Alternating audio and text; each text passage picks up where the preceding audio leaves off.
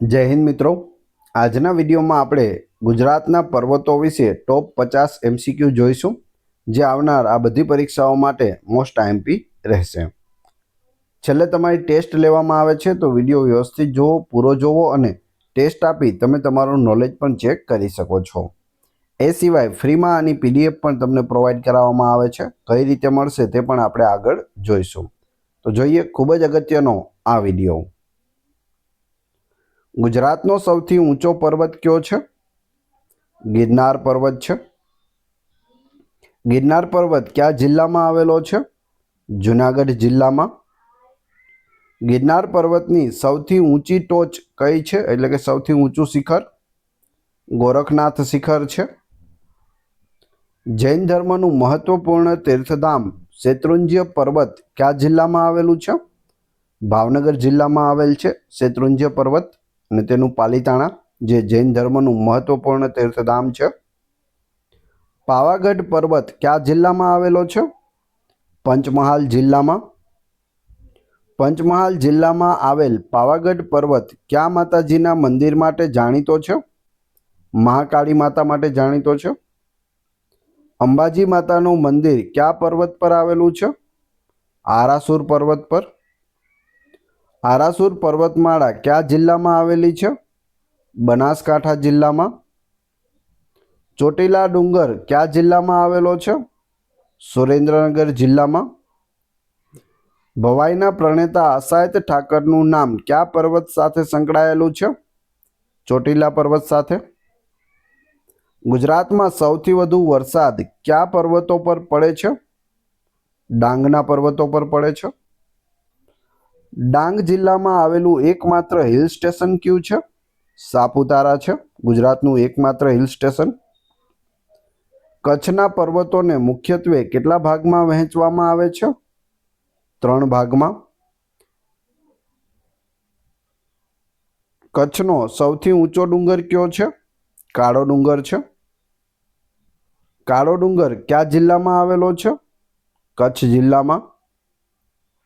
રાજપીપળાની ટેકરીઓ કયા જિલ્લામાં આવેલી છે? નર્મદા જિલ્લામાં. આજવા બાર ટેકરીઓ કયા જિલ્લામાં આવેલી છે? કચ્છ જિલ્લામાં આવેલી છે. રતનમહાલના ડુંગરો કયા જિલ્લામાં આવેલા છે? દાહોદ જિલ્લામાં રતનમહાલ. નનામો ડુંગર કયા જિલ્લામાં આવેલો છે? જવાબ આવશે કચ્છ જિલ્લામાં. કચ્છ જિલ્લામાં છે 3 ધારો છે, ઉત્તર ધાર, મધ્ય ધાર અને દક્ષિણ ધાર. ઉત્તર ધારનો સૌથી ઊંચો ડુંગર છે તે કાળો ડુંગર છે, જે કચ્છનો પણ સૌથી ઊંચો ડુંગર છે. મધ્ય ધારમાં ધીણોધર ડુંગર છે, જે સૌથી ઊંચો છે, અને દક્ષિણ ધારમાં નનામો ડુંગર છે, જે દક્ષિણ ધારનો સૌથી ઊંચો ડુંગર છે. બરડો ડુંગર કયા જિલ્લામાં આવેલો છે? તો પોરબંદર જિલ્લામાં, પોરબંદર અને જામનગરની સરહદે છે તે આવેલો છે. શેષનાગનો ડુંગર તરીકે કયો પર્વત ઓળખાય છે? ચોટીલા પર્વત. ડુંગરાળ પ્રદેશ તરીકે ઓળખાતો પ્રદેશ કયા જિલ્લામાં આવેલો છે? ડાંગ જિલ્લામાં. ગુજરાતમાં જોવા મળતો કયો પર્વત જ્વાળામુખી ફાટવાથી બનેલો છે? પાવાગઢનો પર્વત, અને ત્યાં તેલિયું, છાસિયું અને ઘીયું 3 તળાવો પણ છે તે આવેલા છે, અને તે જ્વાળામુખી ફાટવાથી બનેલા છે. ઘીયું નહીં આવે, છાસિયું આવશે, તેલિયું અને છાસિયું. બાલારામના ડુંગરો કયા જિલ્લામાં આવેલા છે? બનાસકાંઠા જિલ્લામાં આવેલા છે. ધીણોધર ડુંગર કયા જિલ્લામાં આવેલો છે? કચ્છ જિલ્લામાં. કઈ પર્વતમાળા ગુજરાત અને રાજસ્થાનની સરહદ બનાવે છે? અરવલ્લીની પર્વતમાળા. અરવલ્લીની પર્વતમાળા છે તે ભારતની સૌથી જૂની પર્વતમાળા છે, અને તે છેક દિલ્હીથી લઈ અને ગુજરાત સુધી ફેલાયેલી છે. અરવલ્લી પર્વતમાળાનું સૌથી ઊંચું શિખર માઉન્ટ આબુ ઉપર આવેલું છે, ગુરુ શિખર, અને તે રાજસ્થાનમાં છે. ગુજરાતમાં કઈ પર્વતમાળાનો એક ભાગ આવેલો છે? અરવલ્લી પર્વતમાળાનો ભાગ છે.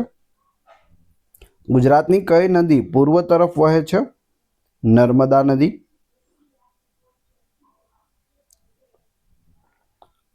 પારનેરાના ડુંગરો કયા જિલ્લામાં આવેલા છે? વલસાડ જિલ્લામાં. रुद्रमाताના ડુંગરો કયા જિલ્લામાં આવેલા છે? કચ્છ જિલ્લામાં.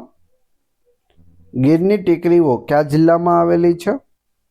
અમરેલી અને જુનાગઢ અને ગીર સોમનાથ ત્રણે જિલ્લામાં આવેલી છે ગીરની ટેકરીઓ. બારડોલીના ડુંગરો કયા જિલ્લામાં આવેલા છે? સુરત જિલ્લામાં. ગાયના આકારનો ડુંગર કયો છે? ચોટીલા છે. કુંભારિયાના ડુંગરો કયા જિલ્લામાં આવેલા છે? બનાસકાંઠા જિલ્લામાં. સૈનિકો દ્વારા પૂજાતો ડુંગર કયો છે? કાળો ડુંગર છે, જે કચ્છમાં આવેલો છે. દાંતા અંબાજીની પર્વતમાળા કયા નામે ઓળખાય છે? અરવલ્લીની પર્વતમાળાને દાંતા અંબાજીની પર્વતમાળા કહે છે ગુજરાતમાં. રાજપીપળાની ટેકરીઓની સૌથી ઊંચી ટોચ કઈ છે? તો તે છે માથાસર. પૂર્વ પશ્ચિમ ફેલાયેલી એકમાત્ર પર્વતમાળા કઈ છે? બરડો ડુંગર છે, જે પૂર્વથી પશ્ચિમ તરફ ફેલાયેલો છે. કયા પર્વત પર મહાવીર સ્વામીના સંવત્સરણનું સ્થાનક આવેલું છે? શેત્રુંજય પર્વત પર પાલિતાણામાં આવેલું છે. મહાવીર સ્વામી છે તે 24મા તીર્થંકર હતા. ગિરનાર પર્વત પર કયા જૈન તીર્થકરના ચરણ પાદુકા છે? નેમિનાથના ચરણ પાદુકા છે. સાબરકાંઠા જિલ્લાના કયા ડુંગરો લોહ ખનિજ માટે જાણીતા છે? ઈડરના ડુંગરો છે. દુધિયા તળાવ અને તેલિયા તળાવ કયા પર્વતની તળેટીમાં આવેલું છે? પાવાગઢ પર્વતની તળેટીમાં છે દુધિયા તળાવ, તેલિયા તળાવ. આપણે આગળ વાત કરી ગયા. સૌરાષ્ટ્રમાં કયો પર્વત ચોટીલા તરીકે ઓળખાય છે? તો એ ચામુંડા માતાનો ડુંગર છે. પૂછવામાં આવે ચોટીલા ડુંગર ઉપર કયા માતાજીનું મંદિર છે? તો ચામુંડા માતાનું મંદિર છે.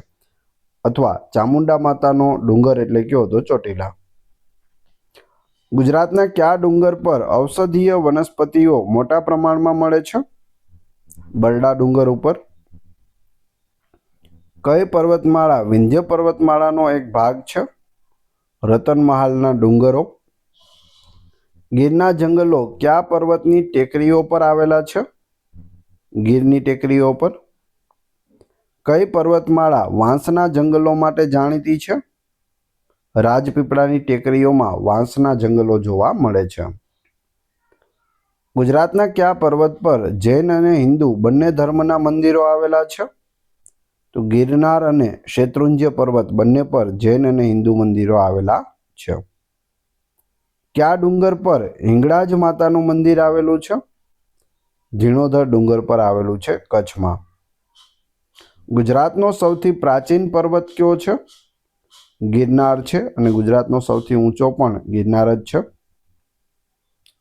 હવે તમારી ટેસ્ટ, જે આપણે વિડીયો જોયો તેમાંથી તમને અહીં પ્રશ્નો પૂછવામાં આવે છે, જેનો જવાબ તમારે ક્રમશઃ કમેન્ટ બોક્સમાં આપવાનો છે, જેથી તમને ખ્યાલ આવે તમને કેટલું યાદ છે.